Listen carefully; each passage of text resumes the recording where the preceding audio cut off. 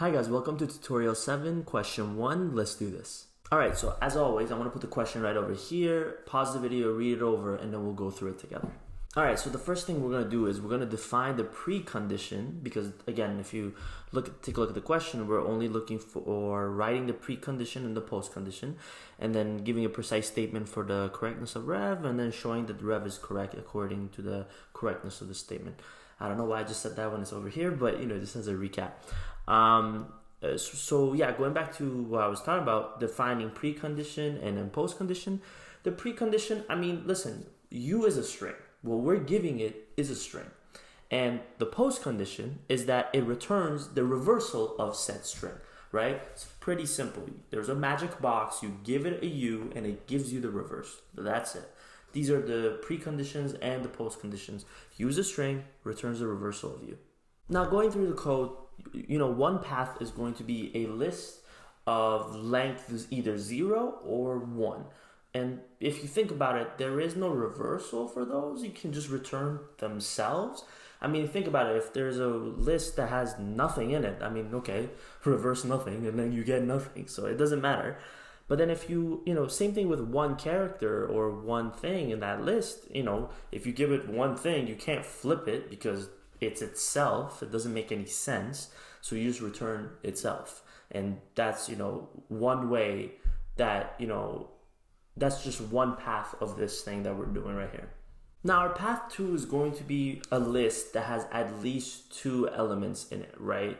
Because that way, we can actually flip things, right? And as you can see in the code, m is an integer that is going to be between 1 or l minus 1. Because again, it has to come in the middle. If we have 2 elements, right, m has to be somewhere in between. Or if we have like 200 elements, again, m has to be in right between. And as you can take a look at the code, let me bring it up. I'm gonna put it here. If you take a look at it, v is taking half of that, and W is taking half of that list, as you can see, to recursively do what it needs to do.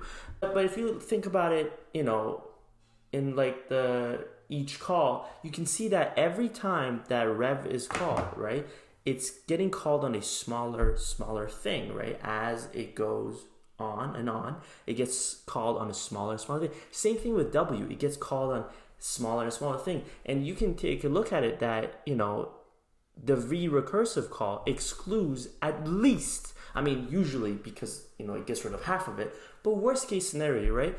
It excludes at least the ul minus 1 for v, and W at least, on the worst case scenario, gets rid of the u0.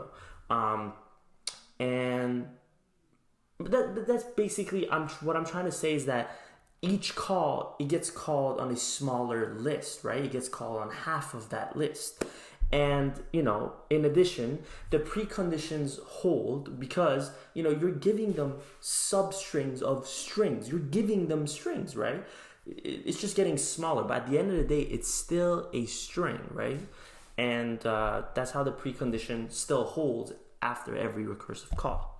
Now that we know that v is going to give us the v reversal of, the first half, and w is going to give us the reversal of the second half of u, we then, as you can see in the code, let me bring it up again. You can see that the return statement, right, even though v is for the first half and w is from the second half, right, when they return it, they're returning wv. Basically, think about it this way. They reverse this, and then, finally, they got to reverse this. That's the only way it's going to work, right? And if, let's say, A, B, C, D, right? They flipped A, B, they flipped C, D, right? So it's going to be B, A, D, C, but then now they got to flip these two, so it becomes D, C, B, A, right? That's a little quick example I just made on the spot. I hope you get it. But yeah, you still need to flip the very original calls that you made. You still need to do that on a very fundamental part of the function at the end of the day. And, we can conclude that the correct value is returned based on that little example I just gave too. So, yeah. All right, guys, that'll be all for this question. I'll see you guys in the next one.